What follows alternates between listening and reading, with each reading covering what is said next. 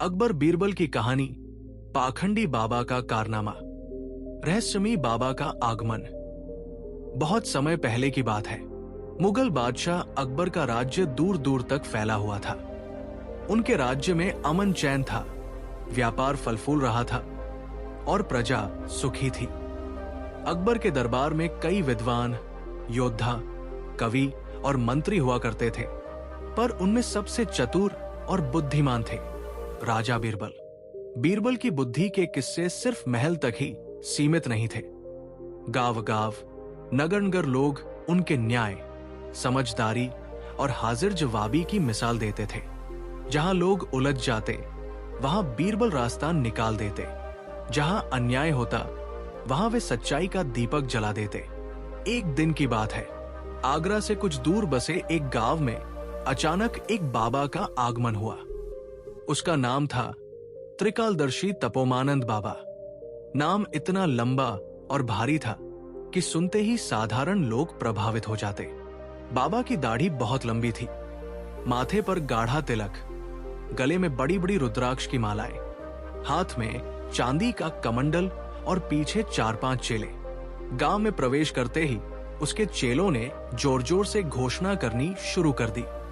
सुनो सुनो सुनो, त्रिकालदर्शी तपोमानंद बाबा पधारे हैं। जो इनके चरणों में आएगा उसका दुख दूर होगा। जो अपनी समस्या बताएगा, बाबा उसे बिना बताए ही जान लेंगे।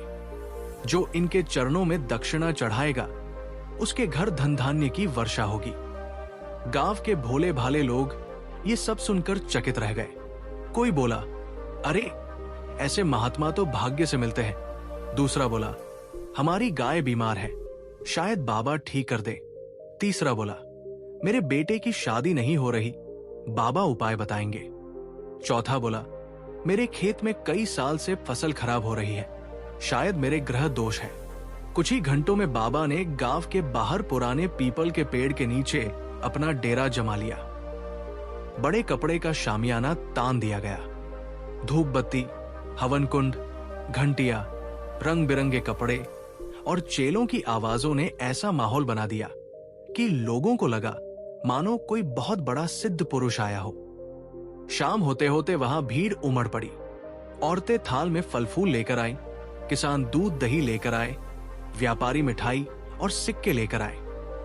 हर कोई चाहता था कि बाबा उसकी ओर एक बार देख ले। बाबा ने आंखें बंद कर आसन लगाया और गहरी आवाज में बोला, मुझे दिखाई दे रहा है, यहां किस ई के घर में बहुत बड़ा संकट मंडरा रहा है। बस ये सुनते ही भीड़ में खलबली मच गई। सब लोग एक दूसरे का चेहरा देखने लगे। फिर बाबा ने आंखें खोले बिना कहा, एक घर में उत्तर दिशा की दीवार के पास रखा हुआ घड़ा अशुभ है। उस घर की स्त्री पिछले दिनों रोई है। उस परिवार का पुरुष कर्ज में है। भीड़ में खड़े एक किसान रामू की सांस अटक गई। उसने घबराकर कहा, महाराज, ये तो मेरे घर की बात है। मेरी पत्नी कल ही रो रही थी और मैं सचमुच कर्ज में हूं। बाबा ने धीरे धीरे आंखें खोली और गंभीर स्वर में बोला, बेटा, तुम्हारे ऊपर बुरी छाया है, पर चिंता मत करो, मेरे पास उपाय है। रामू कांपते हाथों से बाबा के चरणों में गिर पड़ा। महाराज, हमें बचा लीजिए, जो कहेंगे वो करेंगे। बाबा ने सिर हिलाया। आज रात 11 बजे एक पीतल का लोटा, 1.5 सेर घी, 2 नारियल, 5 अगरबत्तियां और 21 चांदी के सिक्के लेकर आना। हवन होगा, संकट दूर होगा। रामू ने बिना सोचे समझे हामी भर दी। भीड़ में खड़े लोग ये देखकर और भी प्रभावित हो गए। वाह, बाबा ने बिना बताए सब जान लिया। सचमुच सिद्ध पुरुष है। ये तो अंतर्यामी लगते हैं। लेकिन किसी ने ये नहीं सोचा कि बाबा के चेले दोपहर से ही गांव में घूम घूम कर हर घर की बातें चुपके चुपके सुन रहे थे। कहीं कुएं पर औरतों की बातें, कहीं चाय की दुकान पर किसानों की परेशानी, कहीं चौपाल पर व्यापारियों की चर्चा। सब खबरें चेलों ने इकट्ठी कर ली थी। फिर वही बातें बाबा रात को दिव्य ज्ञान बताकर लोगों को सुना देता।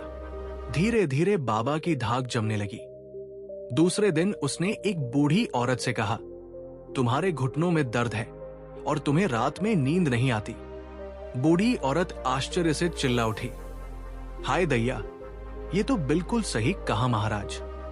वो रोने लगी और बोली, बाबा, आप तो भगवान के भेजे हुए हैं। बाबा ने गंभीर चेहरा बनाते हुए कहा, तुम पर शनि का प्रकोप है।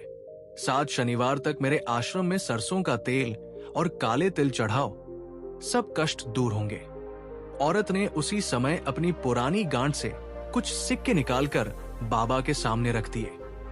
तीसरे दिन एक व्यापारी आया जिसका नाम था सेठ गोपाल दास।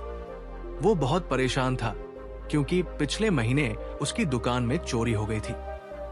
बाबा ने उसे देखते ही कहा, तुम्हारे धन पर किसी अपवित्र दृष्टि का प्रभाव है। सेठ चौंक पड़ा, महाराज, सच में मेरी दुकान में चोरी हुई थी। बाबा ने आंखें बंद कर कुछ देर मंत्र बुदबुदाए, फिर बोला, चिंता मत करो, तुम्हारा धन वापस तो नहीं आएगा, पर भविष्य की रक्षा हो सकती है। इसके लिए एक विशेष यज्ञ करना होगा। क्या करना होगा महाराज? सेठ ने पूछा। 11 तोले चांदी, केसर, शहद, 5 रेशमी वस्त्र और 100 स्वर्ण मुद्राओं का दान करना होगा। सेठ कुछ पल के लिए हिचका।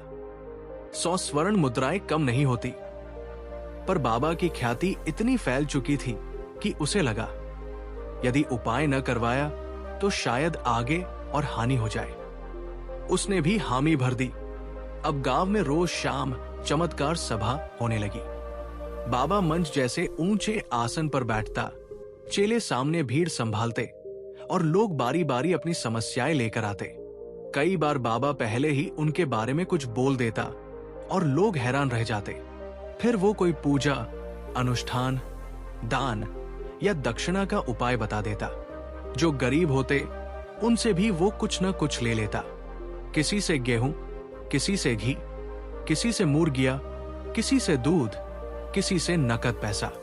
धीरे धीरे गांव के लोगों के मन में ये बैठ गया कि बाबा कोई साधारण साधु नहीं, बहुत बड़े चमत्कारी पुरुष है। लेकिन हर जगह सब लोग एक जैसे नहीं होते। उसी गांव में एक युवक रहता था, हरिदास। वो थोड़ा पढ़ा लिखा था, समझदार भी था। उसने शुरू से ही बाबा की गतिविधियों पर ध्यान दिया। उसे कुछ बातें अजीब लगी। पहली बात, बाबा हमेशा भीड़ में वही बातें कहता था जो लोग पहले से जानते थे। दूसरी बात, हर उपाय में दान दक्षिणा जरूर होती थी। तीसरी बात, बाबा के चेले पूरे दिन गांव में घूमते रहते थे और लोगों से मीठी मीठी बातें करके उनकी परेशानियां जान लेते थे। चौथी बात, बाबा कभी किसी की समस्या का सीधा हल नहीं बताता था, बस डराता था और फिर महंगा उपाय करवा देता था। हरिदास ने ये बात अपने पिता से कही। उसके पिता बोले, बेटा तू चुप रह, ऐसे महात्माओं के बारे में ऊंची बात नहीं करते, कहीं श्राप दे दिया तो। हरिदास बोला, बाबा अगर सच्चे संत हैं तो प्रश्न पूछने से क्यों नाराज होंगे, और अगर सवाल पूछने से ही क्रोधित हो जाए तो समझ लेना चाहिए कि कुछ गड़बड़ है। पर उसके पिता डर गए। हमें अपने काम से काम रखना चाहिए। हरिदास ने गांव के कुछ और लोगों से भी कहा, तुमने ध्यान दिया है, बाबा के चेले पहले घर घर की बातें पूछते हैं, फिर बाबा वही बातें भविष्यवाणी बनाकर बताता है, पर लोग उसकी बात सुनने को तैयार न थे। कोई बोला, तू जवान है, अनुभव नहीं है। कोई बोला, ईर्ष्या मत कर, बाबा महान है। कोई बोला, हमने अपनी आंखों से चमत्कार देखा है। एक औरत बोली, मेरे बेटे का बुखार दूसरे दिन उतर गया, ये बाबा की कृपा है। हरिदास ने समझाया, शायद दवा से उतरा हो। औरत नाराज हो गई, तू भगवान के आदमी पर शक करता है। धीरे धीरे गांव में हरिदास को लोग तिरछी निगाह से देखने लगे। कुछ दिनों बाद बाबा ने एक और बड़ा खेल खेला। गांव के मुखिया धनराज चौधरी के घर वो खुद पहुंचा। मुखिया गांव का सबसे प्रभावशाली आदमी था। बाबा ने घर के दरवाजे पर खड़े होकर गहरी सांस ली और बोला, हूं, इस घर में भारी अशांति है। किसी निकट संबंधी से विश्वासघात होने वाला है। मुखिया की पत्नी घबरा गई। महाराज, ऐसा मत कहिए। मुखिया ने बाबा को अंदर बुलाया। महाराज, कृपा करके विस्तार से बताइए। बाबा ने बैठते ही आंखें बंद कर ली। कुछ क्षणों तक मौन रहा, फिर बोला, तुम्हारे घर में दक्षिण कोने की तिजोरी। हाँ, वही अशुभ कंपन है। मुखिया दंग रह गया। उसकी तिजोरी सचमुच दक्षिण कोने वाले कमरे में थी। असल में 2 दिन पहले बाबा का एक चेला किसी बहाने मुखिया के घर पानी पीने गया था। उसी ने घर की बनावट और तिजोरी की जगह देख ली थी, पर मुखिया को क्या पता, वो बाबा के चरणों में झुक गया। महाराज, रक्षा कीजिए। बाबा बोला, कल आधी रात एक विशेष अनुष्ठान होगा। तुम्हारे घर का सोना चांदी, गहने और धन एक कपड़े में बांधकर कुछ समय के लिए मेरे चरणों में रखना होगा। मैं उस पर मंत्र सिद्ध रक्षा कवच कर दूंगा। फिर तुम्हारी तिजोरी पर कभी बुरी नजर नहीं लगेगी। मुखिया ने बिना सोचे मान लिया। ये खबर गांव में जंगल की आग की तरह फैल गई। अब तो लोगों का विश्वास और बढ़ गया कि बाबा सिर्फ गरीबों का ही नहीं, बड़े लोगों का भी भला कर रहे हैं। हरिदास के मन में चिंता बढ़ती जा रही थी। वो सोच रहा था, ये मामला साधारण नहीं है। ये बाबा सिर्फ लालची नहीं, बहुत चालाक भी है। उसने ठान लिया कि वो रात के अनुष्ठान पर नजर रखेगा। अगली रात आधी रात के समय मुखिया के आंगन में अनुष्ठान शुरू हुआ। हवन कुंड सजा था, दीपक जल रहे थे, धुआं उठ रहा था। बाबा ऊंची आवाज में मंत्र पढ़ रहा था। उसके 4 चेले इधर उधर खड़े थे। मुखिया और उसकी पत्नी बड़े श्रद्धा भाव से हाथ जोड़कर बैठे थे। कुछ देर बाद बाबा बोला, अब धन की पोटली लाओ। मुखिया ने घर से एक बड़ी लाल पोटली लाकर बाबा के सामने रख दी। उसमें सोने के आभूषण, चांदी के बर्तन, मोती की माला और कई अशर्फियां थी। बाबा ने पोटली पर हाथ रखकर आंखें बंद की और बोला, इस पर भारी दुष्ट दृष्टि है, इसे साधारण लोग छू भी नहीं सकते। फिर उसने अपने चेलों की ओर देखा और बोला, जब तक अनुष्ठान पूर्ण न हो कोई इधर उधर न जाए। ये पोटली अब मेरे तब्बल की रक्षा में है। हरिदास दूर खड़े पेड़ की आड़ से ये सब देख रहा था। कुछ देर बाद बाबा ने जोर से मंत्रोच्चार किया, धुआं और बढ़ा दिया गया, और फिर चेलों ने चारों ओर बड़े कपड़े घुमा घुमाकर ऐसा भ्रम पैदा किया जैसे कोई रहस्यमयी क्रिया चल रही हो। हरिदास की तेज नजर ने देखा कि उसी धुएं और कपड़ों की आड़ में एक चेले ने असली पोटली सरका दी और उसकी जगह वैसी ही दूसरी पोटली रख दी। हरिदास का दिल धक से रह गया।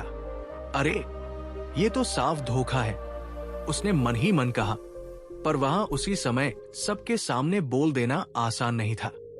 अगर वो बिना प्रमाण के चिल्लाता तो लोग शायद उसी को झूठा ठहराते। उसे पक्का सबूत चाहिए था। सुबह होते होते अनुष्ठान पूरा हुआ। बाबा ने नकली पोटली मुखिया को लौटाते हुए कहा, अब इसे 3 दिन तक मत खोलना, वरना रक्षा कवच टूट जाएगा।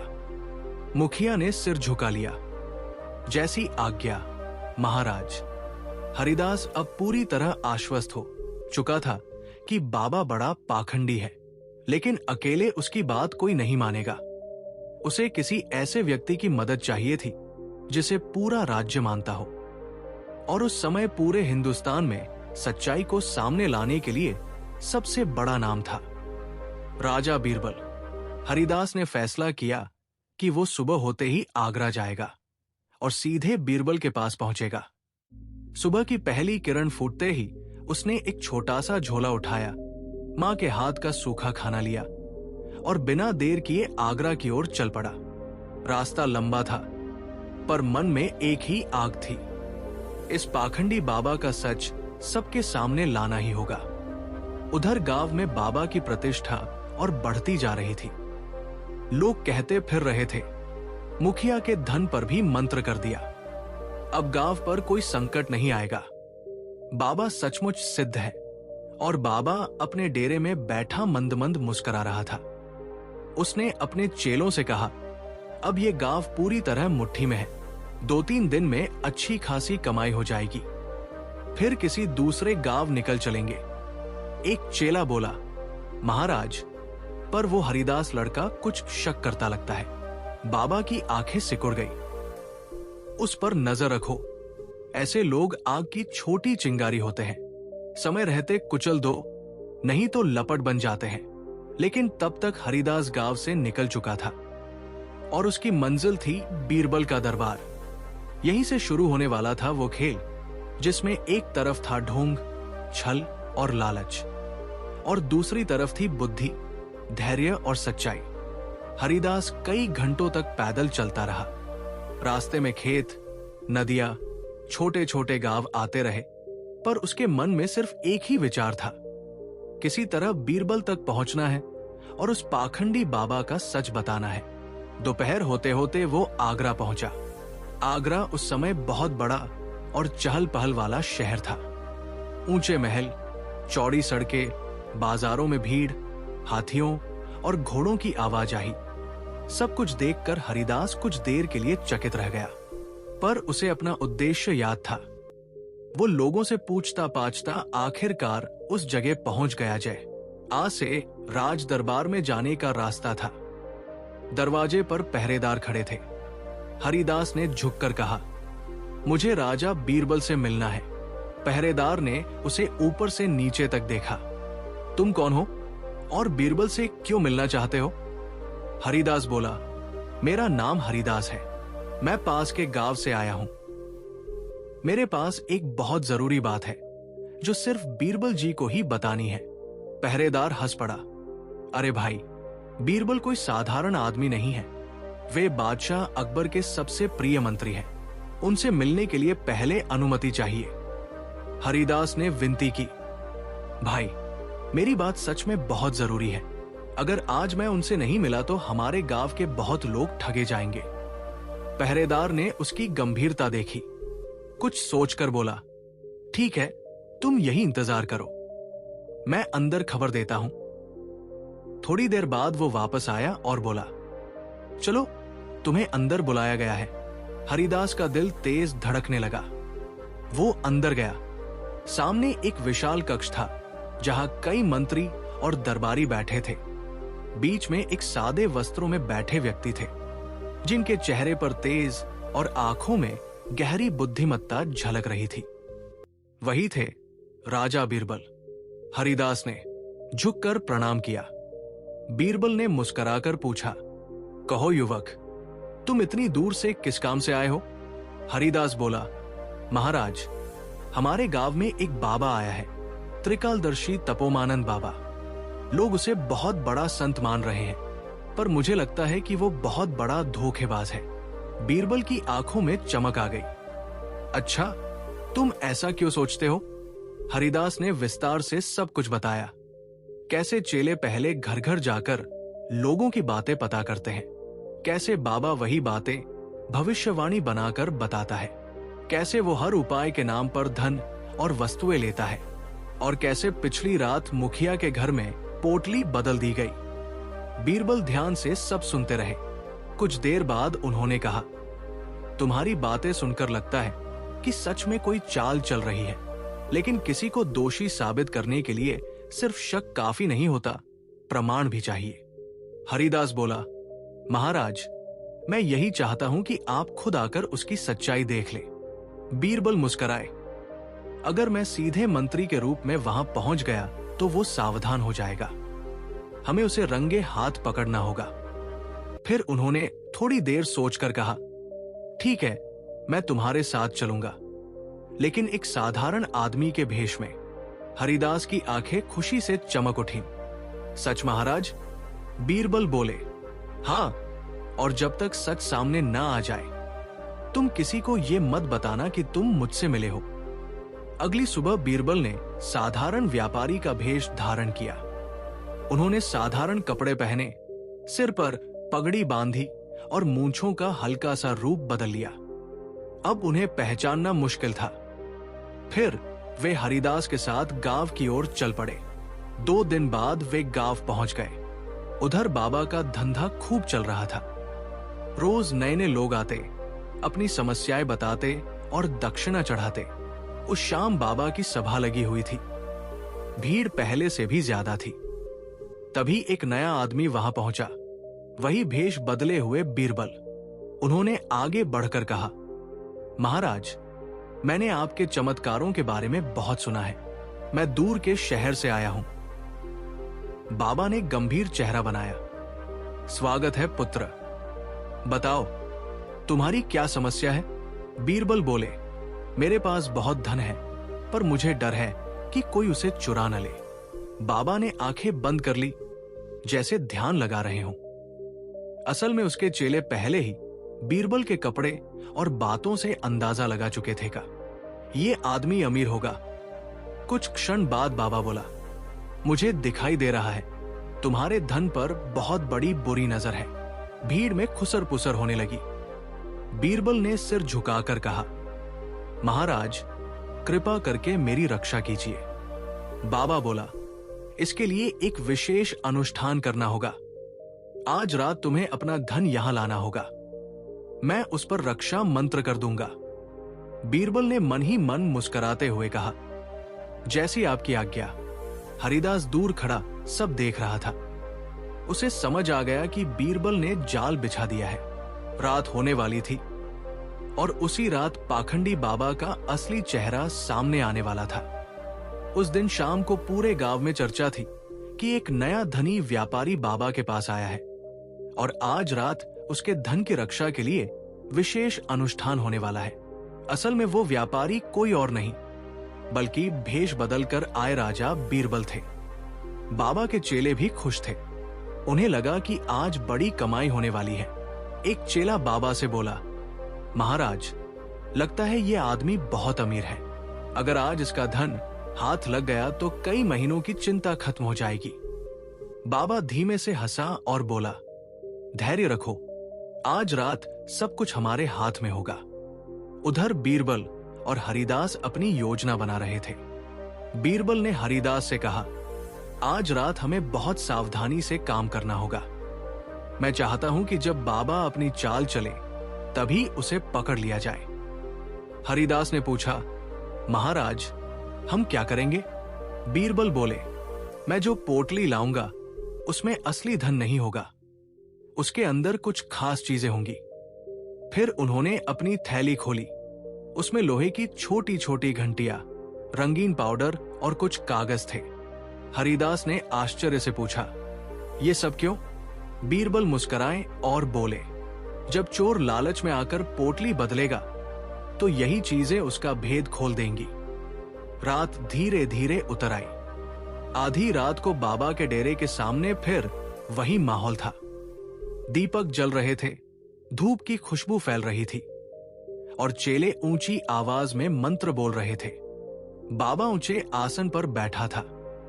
तभी बीरबल एक बड़ी लाल पोटली लेकर वहां पहुंचे। उन्होंने झुककर कहा, महाराज, जैसा आपने कहा था, मैं अपना धन ले आया हूं। बाबा ने पोटली की ओर लालच भरी नजर से देखा, लेकिन चेहरा गंभीर बनाए रखा। ठीक है पुत्र, इसे मेरे सामने रख दो। बीरबल ने पोटली बाबा के सामने रख दी। फिर बाबा ने मंत्र पढ़ना शुरू किया। चारों ओर धुआं फैलने लगा। चेले इधर उधर घूमने लगे। भीड़ मंत्रमुग्ध होकर सब देख रही थी। कुछ देर बाद वही चाल शुरू हुई जो बाबा पहले भी करता था। एक चेला धीरे धीरे पोटली के पास आया। धुएं और कपड़े की आड़ में उसने असली पोटली हटाकर दूसरी पोटली रखने की कोशिश की, लेकिन जैसे ही उसने पोटली उठाई, टन टन टन अंदर रखी घंटियां जोर जोर से बज उठी। चेला घबरा गया। उसके हाथ से पोटली गिर गई और रंगीन पाउडर उड़कर उसके कपड़ों और चेहरे पर लग गया। भीड़ चौंक गई। ये क्या हुआ? तभी बीरबल जोर से बोले, बस अब नाटक बंद करो। सबकी नजरें उनकी ओर मुड़ गई। बाबा घबरा गया। बीरबल ने अपनी पगड़ी उतारी और बोले, मैं कोई व्यापारी नहीं हूं, मैं बादशाह अकबर का मंत्री राजा बीरबल हूं। यह सुनते ही वहां सन्नाटा छा गया। गांव वाले हैरान रह गए। बाबा के चेले डर के मारे कांपने लगे। बीरबल ने उस चेले की ओर इशारा करते हुए कहा, यह पोटली बदलने की कोशिश कर रहा था। इसी तरह तुम लोगों को ठगा जाता था। हरिदास भी आगे आ गया। उसने कहा, मैंने भी पिछली रात यही चाल देखी थी। अब लोगों को धीरे धीरे सब समझ आने लगा। मुखिया धनराज चौधरी भी वहां पहुंच गया था। वो गुस्से से बोला, तो इसका मतलब मेरी पोटली भी बदल दी गई थी? बीरबल ने सिर हिलाया। हां, और असली धन अब इनके डेरे में कहीं छिपा होगा। ये सुनते ही गांव वालों का गुस्सा भड़क उठा, पर बीरबल ने हाथ उठाकर उन्हें शांत किया। कानून को अपना काम करने दो। फिर उन्होंने बाबा के डेरे की तलाशी लेने का आदेश दिया। कुछ ही देर में वहां से कई पोटलियां, गहने, सिक्के और कीमती वस्तुएं निकल आई। ये सब देखकर गांव वाले दंग रह गए। अब सबको समझ में आ गया कि बाबा कोई संत नहीं बल्कि पाखंडी ठग था। बाबा घुटनों के बल बैठ गया। मुझे माफ कर दीजिए, मुझसे गलती हो गई। लेकिन बीरबल ने कठोर स्वर में कहा, जो आदमी भोले लोगों की आस्था का फायदा उठाता है वो माफी के योग्य नहीं होता। अब बाबा की सच्चाई पूरी तरह सामने आ चुकी थी। बाबा के डेरे से जैसे जैसे चोरी का सामान निकलता गया, वैसे वैसे गांव वालों का क्रोध बढ़ता गया। किसी की सोने की चूड़ियां मिली, किसी की चांदी की पायल, किसी की बचत की अशर्फिया, किसी के घर का अनाज, किसी की दुल्हन के लिए रखा हुआ हार, तो किसी बूढ़ी मां की जीवन भर की जमा पूंजी। एक बूढ़ा किसान अपनी पुरानी थैली पहचान कर रो पड़ा, अरे यही तो मेरी वो थैली है, मैंने अपनी बेटी की शादी के लिए पैसे जोड़े थे।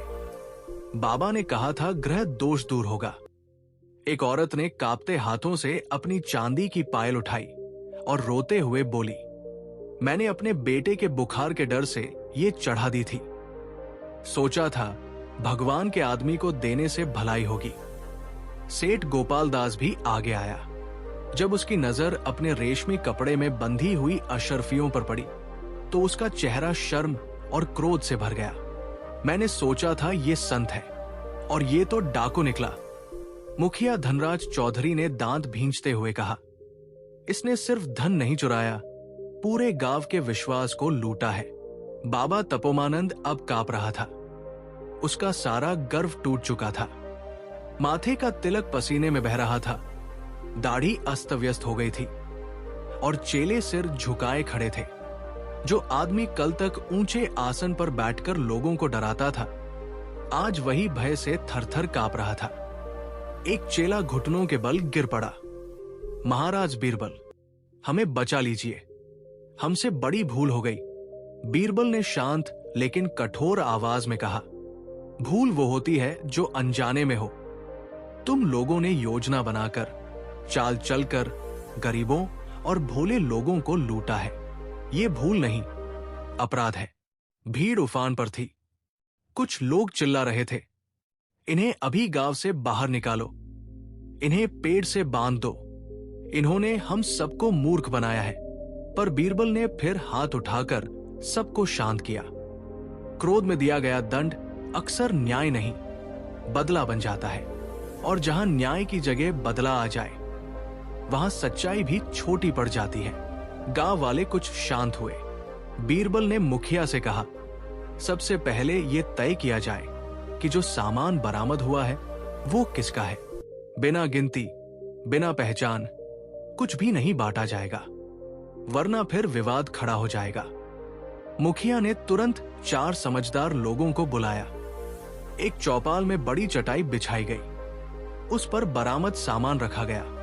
गांव के बुजुर्ग, मुखिया, सेठ गोपाल दास, हरिदास और कुछ विश्वसनीय लोग पहचान के लिए बैठ गए। एक एक करके लोग बुलाए गए। जिसकी जो वस्तु थी वो पहचान बताता। मेरी पायल के अंदर छोटी सी मोर की नक्काशी है। मेरे हार के मोती की डोरी लाल धागे से बंधी है। मेरी अशर्फियों की थैली पर नीले रंग का टांका है।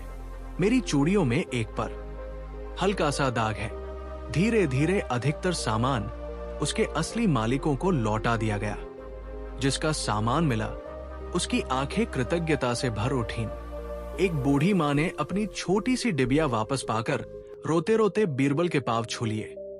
बेटा, इसमें मेरे पति की आखिरी निशानी थी। मैं तो समझी थी अब कभी नहीं मिलेगी।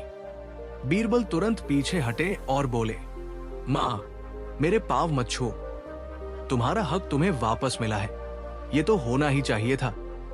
माँ ने कांपती आवाज में कहा, पर बेटा, सच सामने लाने के लिए हिम्मत भी तो चाहिए। वो तुमने दिखाई। बीरबल ने हरिदास की ओर देखा। सच्चाई की पहली मशाल इस युवक ने जलाई है। अगर ये चुप रहता तो शायद धोखा और कई दिनों तक चलता। सबकी नजरें हरिदास पर टिक गई। जो लोग कल तक उसे शक की नजर से देख रहे थे, अब वही लज्जित होकर खड़े थे। हरिदास के पिता आगे आए। उनकी आंखें भर आई थी। उन्होंने कहा, बेटा, मैंने तुझे ही गलत समझा। मैंने तुझे चुप रहने को कहा और तू पूरे गांव की भलाई के लिए खड़ा हो गया। हरिदास ने विनम्रता से सिर झुका लिया। बाबा, मैंने वही किया जो मुझे सही लगा। गांव की वही औरत जिसने पहले हरिदास को डांटा। एक बूढ़ा किसान अपनी पुरानी थैली पहचान कर रो पड़ा। अरे, यही तो मेरी वो थैली है। मैंने अपनी बेटी की शादी के लिए पैसे जोड़े थे। बाबा ने कहा था ग्रह दोष दूर होगा। एक औरत ने कांपते हाथों से अपनी चांदी की पायल उठाई और रोते हुए बोली, मैंने अपने बेटे के बुखार के डर से ये चढ़ा दी थी। सोचा था भगवान के आदमी को देने से भलाई होगी। सेठ गोपाल दास भी आगे आया। जब उसकी नजर अपने रेशमी कपड़े में बंधी हुई अशर्फियों पर पड़ी तो उसका चेहरा शर्म और क्रोध से भर गया। मैंने सोचा था ये संत है और ये तो डाकू निकला। मुखिया धनराज चौधरी ने दांत भींचते हुए कहा, इसने सिर्फ धन नहीं चुराया, पूरे गांव के विश्वास को लूटा है। बाबा तपोमानंद अब कांप रहा था। उसका सारा गर्व टूट चुका था। माथे का तिलक पसीने में बह रहा था। दाढ़ी अस्त व्यस्त हो गई थी और चेले सिर झुकाए खड़े थे। जो आदमी कल तक ऊंचे आसन पर बैठकर लोगों को डराता था, आज वही भय से थरथर कांप रहा था। एक चेला घुटनों के बल गिर पड़ा। महाराज बीरबल, हमें बचा लीजिए, हमसे बड़ी भूल हो गई। बीरबल ने शांत लेकिन कठोर आवाज में कहा, भूल वो होती है जो अनजाने में हो। तुम लोगों ने योजना बनाकर, चाल चलकर गरीबों और भोले लोगों को लूटा है। ये भूल नहीं, अपराध है। भीड़ उफान पर थी। कुछ लोग चिल्ला रहे थे, इन्हें अभी गांव से बाहर निकालो, इन्हें पेड़ से बांध दो।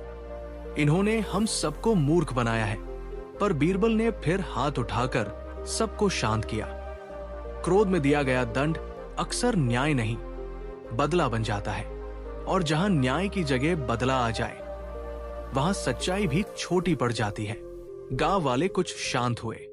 बीरबल ने मुखिया से कहा, सबसे पहले यह तय किया जाए कि जो सामान बरामद हुआ है वो किसका है। बिना गिनती, बिना पहचान कुछ भी नहीं बांटा जाएगा, वरना फिर विवाद खड़ा हो जाएगा। मुखिया ने तुरंत 4 समझदार लोगों को बुलाया।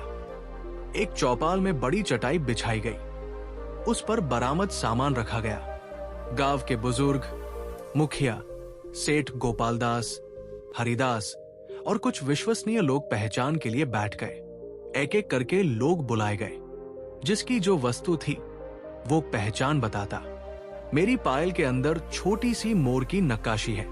मेरे हार के मोती की डोरी लाल धागे से बंधी है।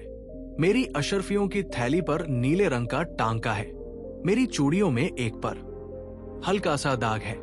धीरे धीरे अधिकतर सामान उसके असली मालिकों को लौटा दिया गया।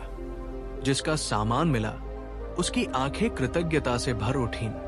एक बूढ़ी माँ ने अपनी छोटी सी डिबिया वापस पाकर रोते रोते बीरबल के पांव छू लिए। बेटा, इसमें मेरे पति की आखिरी निशानी थी। मैं तो समझी थी अब कभी नहीं मिलेगी। बीरबल तुरंत पीछे हटे और बोले, माँ, मेरे पांव मत छुओ। तुम्हारा हक तुम्हें वापस मिला है, ये तो होना ही चाहिए था। माँ ने कांपती आवाज में कहा, पर बेटा, सच सामने लाने के लिए हिम्मत भी तो चाहिए। वो तुमने दिखाई। बीरबल ने हरिदास की ओर देखा। सच्चाई की पहली मशाल इस युवक ने जलाई है। अगर ये चुप रहता तो शायद धोखा और कई दिनों तक चलता। सबकी नजरें हरिदास पर टिक गई। जो लोग कल तक उसे शक की नजर से देख रहे थे, अब वही लज्जित होकर खड़े थे। हरिदास के पिता आगे आए। उनकी आंखें भर आई थी। उन्होंने कहा, बेटा, मैंने तुझे ही गलत समझा। मैंने तुझे चुप रहने को कहा और तू पूरे गांव की भलाई के लिए खड़ा हो गया। हरिदास ने विनम्रता से सिर झुका लिया। बाबा, मैंने वही किया जो मुझे सही लगा। गांव की वही औरत जिसने पहले हरिदास को डांटा था आगे आई और बोली, बेटा, मुझे माफ कर देना, मैं तेरी बात समझ नहीं पाई। हरिदास ने मुस्कुराकर कहा, गलती आपकी नहीं थी काकी, धोखा बहुत चालाकी से दिया गया था। तभी मुखिया ने बीरबल से पूछा, महाराज, अब इस पाखंडी बाबा और इसके चेलों का क्या किया जाए? बीरबल कुछ पल सोचकर बोले, इन लोगों को बादशाह अकबर के दरबार में ले जाया जाएगा। वहां इनके अपराधों का लेखा होगा और उचित दंड दिया जाएगा। लेकिन उससे पहले गांव के सामने इन्हें अपने अपराध स्वीकार करने होंगे, ताकि लोगों के मन से भ्रम सदा के लिए मिट जाए। बाबा का चेहरा उतर गया। महाराज, दया। बीरबल ने उसकी ओर देखा। जब तुम गरीबों की गठरी खुलवाते थे तब दया कहा थी। जब तुम भय दिखाकर औरतों के गहने उतरवाते थे तब दया कहा थी। जब तुम लोगों की श्रद्धा को बाजार में बेच रहे थे तब दया कहा थी। बाबा के पास कोई उत्तर न था। बीरबल ने गांव के बीचों बीच चौपा लगवाई। सभी लोग इकट्ठा हुए। बीच में बाबा और उसके चेले खड़े किए गए। बीरबल ने कहा, सबके सामने सच बोलो। पहले तो बाबा हिचकिचाया, पर जब सख्त नजरें उसकी ओर उठीं तो उसकी हिम्मत टूट गई। उसने कांपती आवाज में कहना शुरू किया, मेरा नाम तपोमानंद नहीं है। मैं पहले मेले ठेलों में जादू टोने का खेल दिखाता था। फिर मैंने देखा कि लोग डर और आस्था में जल्दी फंस जाते हैं। मैंने ये ढोंग रचा। चेले गांव गांव जाकर लोगों की बातें सुनते थे। मैं वही बातें चमत्कार बनाकर कहता था। फिर उपाय के नाम पर धन लेता था। कई जगहों पर यही किया। गांव वालों के मुंह से एक साथ आन निकल गई। एक चेला बोला, हम लोग धुएं और कपड़े की आड़ में पोटली बदल देते थे। दूसरा बोला, कई बार हमने लोगों को डराने के लिए रात में अजीब आवाजें भी निकाली ताकि वे समझे कि बुरी आत्मा है। तीसरा बोला, हमने ही कुएं पर और चौपाल में लोगों से मीठी बातें करके उनकी तकलीफें पता की थी। अब तो कोई संदेह बाकी ही नहीं रहा। लोगों के चेहरों पर दो भाव साथ साथ थे। एक, अपनी मूर्खता पर शर्म। दूसरा, न्याय मिल जाने की राहत। बीरबल ने सबकी ओर देखकर कहा, याद रखो, सच्चा संत कभी डर बेचकर धन नहीं कमाता। जो आदमी हर बात में दान मांगे, हर दुख में दक्षिणा मांगे, हर समस्या में महंगा अनुष्ठान बताए, उससे सावधान रहो। आस्था आंख बंद करके नहीं, समझ खोलकर रखनी चाहिए। गांव के बुजुर्ग ने पूछा, मगर महाराज, हम जैसे साधारण लोग पहचाने कैसे कि कौन सच्चा है और कौन पाखंडी? बीरबल बोले, बहुत कठिन नहीं है। कुछ बातें याद रखो। पहली, जो व्यक्ति खुद को बहुत बड़ा सिद्ध साबित करने में लगा रहे, उससे सावधान रहो। दूसरी, जो तुम्हारे भय को बढ़ाए और फिर उसी भय का दाम ले, उससे बचो। तीसरी, जो प्रश्न पूछने पर क्रोधित हो जाए, समझो उसके पास सच्चाई कम है। चौथी, जो सेवा से अधिक संग्रह करे, वो साधु कम और व्यापारी अधिक है। और पांचवी, जो इंसानियत से दूर और दिखावे से भरपूर हो, उसके वस्त्रों से नहीं, उसके कर्मों से पहचान करो। ये सुनकर सब लोग सिर हिलाने लगे। मुखिया धनराज चौधरी ने कहा, आज से हमारे गांव में कोई भी बाहरी साधु या बाबा आएगा तो पहले उसकी ठीक से जांच होगी और कोई भी व्यक्ति अकेले अकेले धन या गहने नहीं देगा। सेठ गोपाल दास बोला, मैं चौपाल के पास एक तख्ती लगवाऊंगा। जिस पर लिखा होगा, डर के नाम पर धन मांगने वाले से सावधान रहो। सबने उसकी बात का समर्थन किया। बीरबल ने फिर हरिदास को आगे बुलाया। इस युवक ने बिना शोर मचाए, बिना झगड़ा किए, सही समय पर सही कदम उठाया। इसे सम्मान मिलना चाहिए। मुखिया ने उसी समय घोषणा की, आज से हरिदास गांव का सलाहकार माना जाएगा। किसी भी बाहरी व्यक्ति के बारे में पहले उससे राय ली जाएगी। लोगों ने ताली बजाई। हरिदास सकुचा गया। मैंने तो बस अपना कर्तव्य किया। बीरबल मुस्कुराए। कर्तव्य वही देख पाता है जिसकी नीयत साफ हो और बुद्धि जागी हुई हो। उसी समय मुखिया के घर से वो पोटली भी मंगाई गई, जिसे 3 दिन तक न खोलने का आदेश दिया गया था। सबके सामने जब वो पोटली खोली गई तो उसमें असली धन की जगह ईंट के टुकड़े, कुछ पुराने कपड़े और बेकार धातु के टुकड़े निकले। ये देखकर गांव वाले फिर सन्न रह गए। मुखिया की पत्नी ने गुस्से से कहा, हम तो श्रद्धा में अंधे हो गए थे। बीरबल बोले, धोखा देने वाला जितना दोषी है उतना ही अंधविश्वास भी खतरनाक है। आंख बंद श्रद्धा और आंख खुली समझ, दोनों में बहुत फर्क होता है। अब सुबह का उजाला फैलने लगा था। हवा में वो तनाव नहीं था जो रात में था। जैसे पूरे गांव पर छाया हुआ भ्रम हट गया हो। बाबा और उसके चेले बांध दिए गए। उन्हें सैनिकों के साथ आगरा ले जाने की तैयारी हुई। जाने से पहले बाबा ने एक बार फिर बीरबल से कहा, महाराज, क्या मेरे लिए कोई क्षमा नहीं? बीरबल ने स्थिर स्वर में कहा, क्षमा मनुष्य को तब मिलती है जब वो गलती से लौटना चाहता है, अपराध से नहीं। तुम्हें दंड मिलेगा ताकि आगे कोई और व्यक्ति लोगों की आस्था को लूटने की हिम्मत न करे। बाबा सिर झुकाकर चुप हो गया। जब सब व्यवस्था हो गई तब गांव वाले बीरबल के चारों ओर इकट्ठा हो गए। किसी ने दूध लाकर दिया, किसी ने फल, किसी ने धन्यवाद कहा, किसी ने आशीर्वाद। बीरबल ने विनम्रता से सबका अभिवादन किया। फिर वे जाने लगे। जाते जाते उन्होंने एक बार पीछे मुड़कर कहा, याद रखो, झूठ चमकदार वस्त्र पहन सकता है, ढोंग ऊंची आवाज में बोल सकता है, पाखंड धूप दीप और मंत्रों का सहारा ले सकता है, लेकिन सच्चाई को न तिलक चाहिए न तामझाम।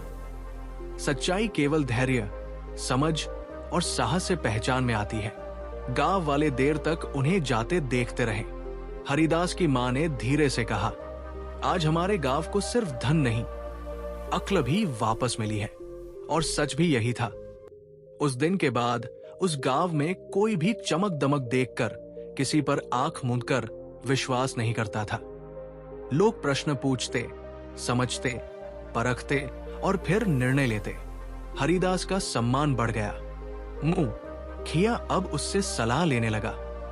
सेठ गोपाल दास ने भी स्वीकार किया कि धन से ज्यादा कीमती समझदारी होती है।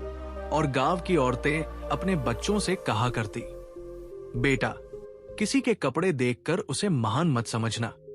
मनुष्य की पहचान उसके वचन से नहीं, उसके कर्म से होती है। उधर आगरा पहुंचकर बाबा और उसके चेलों को दरबार में पेश किया गया। उनके अपराध सिद्ध हुए और उन्हें उचित दंड मिला। ये समाचार भी दूर दूर तक फैल गया कि बीरबल ने एक पाखंडी बाबा का भंडाफोड़ कर दिया। इसके बाद कई गांवों के लोग भी सतर्क हो गए। कई ढोंगी साधुओं का धंधा बंद हो गया और लोगों को यह समझ में आने लगा कि भक्ति का अर्थ बुद्धि खो देना नहीं होता। इस तरह बीरबल ने सिर्फ एक ठग को नहीं पकड़ा, बल्कि लोगों के मन से अंधविश्वास का पर्दा भी हटाया। आगरा पहुंचने के बाद पाखंडी बाबा तपोमानंद और उसके चेलों को सैनिकों ने कड़ी निगरानी में रखा।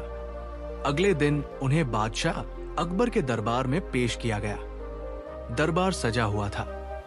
एक ओर मंत्री, दूसरी ओर सेनापति, बीच में दरबारी और सामने शान से बैठे थे बादशाह अकबर। उनके बगल में खड़े थे राजा बीरबल। बाबा और उसके चेले सिर झुकाए खड़े थे। अब न उनके चेहरे पर घमंड था, न आवाज में वो बनावटी गंभीरता जो आदमी कल तक खुद को त्रिकालदर्शी कहता फिरता था, आज अपने ही भविष्य से भयभीत था। अकबर ने कठोर स्वर में पूछा, तो यही है वो व्यक्ति जिसने हमारे राज्य की प्रजा को धर्म और चमत्कार के नाम पर ठगा। बीरबल ने झुककर कहा, जी हुजूर, यही वो आदमी है। इसने और इसके चेलों ने मिलकर कई गांवों में लोगों को डराकर, बहलाकर और झूठे अनुष्ठानों के नाम पर धन ऐंठा है। अकबर ने बाबा की ओर देखा। क्या तुम अपने अपराध स्वीकार करते हो? बाबा की आवाज कांप रही थी। जी हुजूर, मुझसे अपराध हुआ है। अकबर गरजे, अपराध? इसे अपराध कहते हो? तुमने गरीबों की जमा पूंजी छीनी, औरतों के गहने उतरवाए, बूढ़ों का विश्वास तोड़ा और धर्म का नाम बदनाम किया। ये केवल चोरी नहीं, नीचता है। दरबार में सन्नाटा छा गया। एक चेला रोते हुए बोला, जहां पनाह, हमें माफ कर दीजिए, हम लालच में अंधे हो गए थे। अकबर ने तीखी नजर से कहा, जो दूसरों को अंधविश्वास में धकेले उसे अपने लालच का बहाना नहीं मिल सकता।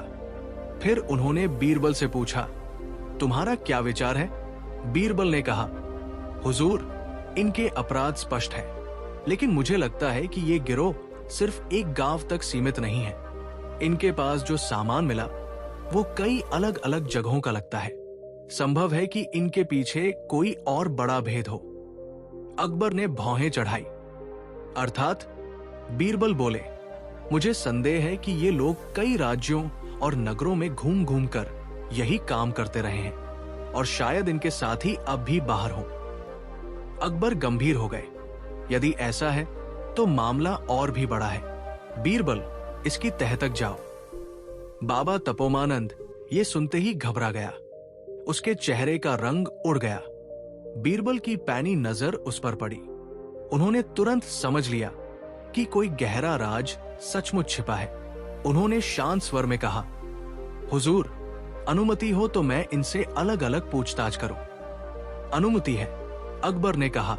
उस शाम बाबा और उसके चेलों को अलग अलग कोठरियों में बंद कर दिया गया। बीरबल ने पहले चेलों से पूछताछ शुरू की। हर किसी से अलग बात की गई। पहला चेला बोला, हम तो बस बाबा के कहने पर काम करते थे। दूसरा बोला, मैंने सिर्फ लोगों की बातें पता की थी।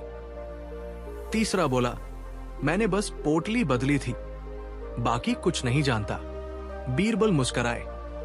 उन्हें मालूम था कि आधा सच अक्सर पूरे झूठ से ज्यादा खतरनाक होता है। उन्होंने हर एक की बात ध्यान से सुनी। किसी ने खुलकर सब नहीं बताया, पर सबकी बातों में एक बात बार बार आ रही थी।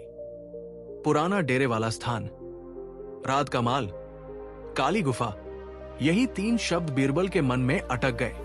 अगली सुबह बीरबल ने बाबा तपोमानंद को बुलवाया। बाबा को सामने लाकर बैठा दिया गया। वो थरथरा रहा था। बीरबल ने बिल्कुल शांत आवाज में पूछा, तुम लोग काली गुफा किसे कहते हो? बाबा चौंक गया। कौन सी काली गुफा? मैं कुछ नहीं जानता। बीरबल बोले, अजीब बात है, तुम्हारे तीनों चेले इस नाम का जिक्र कर चुके हैं। बाबा के माथे पर पसीना आ गया।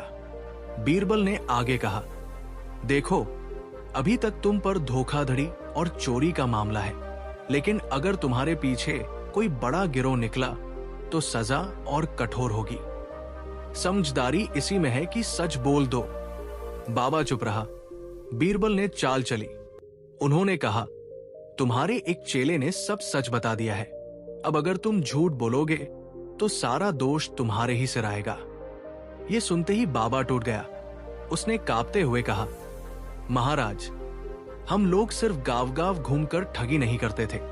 हमारा असली माल एक गुप्त ठिकाने पर जमा होता था।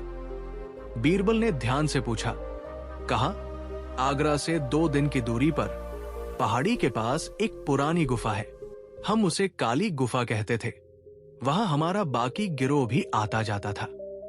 जो भी सोना, चांदी, गहने या धन मिलता, उसका बड़ा हिस्सा वही जमा कर दिया जाता था। बीरबल की आंखें चमक उठीं।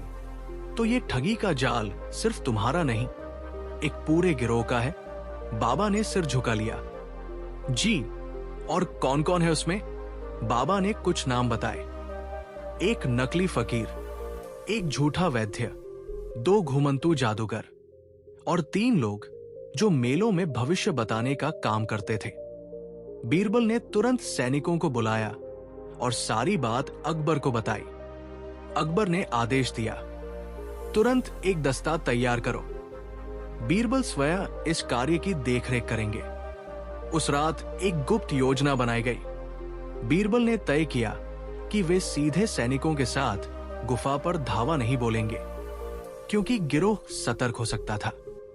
पहले यह जानना जरूरी था कि वहां कितने लोग हैं और क्या सचमुच चोरी का माल रखा है। इसके लिए बीरबल ने एक नई योजना बनाई।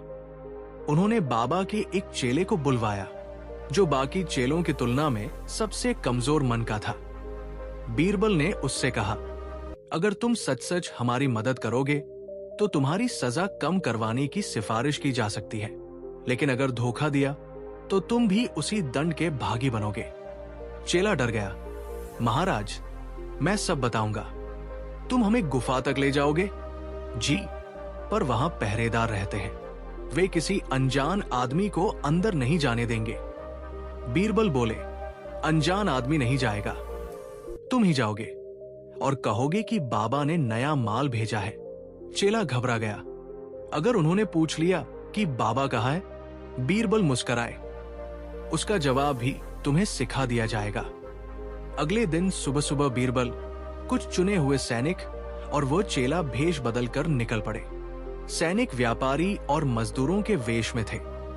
2 बैलगाड़ियों में खाली संदूक रखे गए ताकि देखने वालों को लगे कि माल लाया जा रहा है। रास्ता कठिन था, कहीं घना जंगल, कहीं संकरी पगडंडिया, कहीं ऊबड़ खाबड़ पहाड़ी रास्ता। शाम ढलते ढलते वे एक सूनी पहाड़ी के पास पहुंचे। वहां काले पत्थरों के बीच सचमुच एक बड़ी गुफा थी, जिसका मुंह दूर से ही डरावना लगता था। चेला फुसफुसाया, महाराज, यही है काली गुफा। गुफा के बाहर 2 आदमी बैठे थे। उनके कपड़े साधारण थे, पर आंखें चौकनी। जैसे ही बैलगाड़ियां रुकी, उनमें से एक ने पूछा, कौन? चेला आगे बढ़ा, मैं हूं। बाबा ने नया माल भेजा है। दूसरे ने शक से पूछा, बाबा खुद क्यों नहीं आया? चेले ने वही उत्तर दिया जो बीरबल ने सिखाया था। बाबा एक बड़े काम में फंसा है, कुछ दिन बाहर नहीं निकल सकता। उसने कहा है कि माल अंदर रखवा दो। दोनों पहरेदारों ने एक दूसरे को देखा। फिर उनमें से एक बोला, ठीक है, गाड़ियां अंदर ले जाओ। योजना सफल हो रही थी। बैलगाड़ियां धीरे धीरे गुफा के अंदर बढ़ी। अंदर घुप अंधेरा था, पर थोड़ी दूर जाने पर मशालों की रोशनी दिखाई देने लगी। फिर जो दृश्य सामने था, उसे देखकर सैनिक भी दंग रह गए। गुफा के भीतर कई बड़े संदूक रखे थे। एक कोने में सोने चांदी के बर्तन, दूसरे में गहनों की गठरिया, तीसरे में कीमती कपड़े और सिक्कों की थैलियां। और वहां सिर्फ 2-4 नहीं, पूरे 8-10 आदमी मौजूद थे। कोई हिसाब लिख रहा था, कोई गहनों को परख रहा था, कोई माल छांट रहा था, और एक लंबा सा आदमी सब पर नजर रखे हुए था। चेला धीरे से बोला, महाराज, वही है गिरोह का सरदार भैरवनाथ। भैरवनाथ का चेहरा कठोर था। वो साधु जैसा नहीं, डाकू जैसा लगता था। उसके माथे पर हल्का तिलक जरूर था, लेकिन आंखों में धर्म नहीं, लालच चमक रहा था। जैसे ही उसने नई बैलगाड़ियां देखी, वो आगे बढ़ा। क्या लाए हो? चेला बोला, बाबा ने नया माल भेजा है। भैरवनाथ ने गाड़ियों की ओर देखा। खोलो, यही सबसे बड़ा जोखिम था, क्योंकि गाड़ियों में असली माल नहीं, छिपे हुए सैनिक और जाल था। बीरबल, जो मजदूर के भेष में थे, आगे बढ़े और बोले, हुजूर, पहले गिनती का कागज देख लीजिए। बाबा ने खास कहा था। भैरवनाथ कागज देखने के लिए झुका ही था कि बीरबल ने जोर से कहा, अब। तुरंत चारों ओर से सैनिक कूद पड़े। कुछ गाड़ियों से निकले, कुछ मजदूरों के भेष से बाहर आए और कुछ ने दरवाजे की ओर दौड़कर रास्ता बंद कर दिया। भैरवनाथ चिल्लाया, धोखा, हथियार उठाओ। गुफा में अफरातफरी मच गई। कई लोग भागने लगे। कुछ ने लाठियां और छोटे खंजर उठा लिए। पर सैनिक पूरी तैयारी से आए थे। थोड़ी ही देर में उन्होंने सबको काबू में कर लिया। भैरवनाथ ने भागने की कोशिश की, लेकिन बीरबल ने खुद आगे बढ़कर उसका रास्ता रोक लिया। अब कहाँ जाओगे? भैरवनाथ ने दांत भींचकर कहा। तू कौन है? बीरबल ने अपना भेष उतारा। मैं हूं राजा बीरबल। ये सुनते ही भैरवनाथ का चेहरा उतर गया। कुछ ही देर में पूरी गुफा पर राजसैनिकों का कब्जा हो गया। सारे संदूक, थैलियां और हिसाब किताब की किताबें जब्त कर ली गई। सबसे बड़ी बात यह थी कि वहां से कई गांवों और कस्बों की चिन्हित वस्तुएं मिली। कुछ पर नाम खुदे थे, कुछ पर घरों की पहचान, कुछ पर व्यापारी चिन्ह।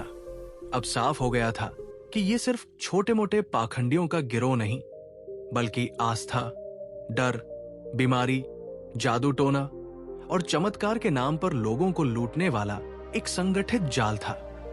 जब ये सब सामान लेकर बीरबल वापस आगरा पहुंचे तो दरबार में सब दंग रह गए। अकबर ने कहा, बीरबल, तुमने तो एक बाबा को पकड़ने निकले थे और पूरा गिरोह सामने ले आए। बीरबल ने विनम्रता से उत्तर दिया, जहां पनाह, पाखंड अक्सर अकेला नहीं होता।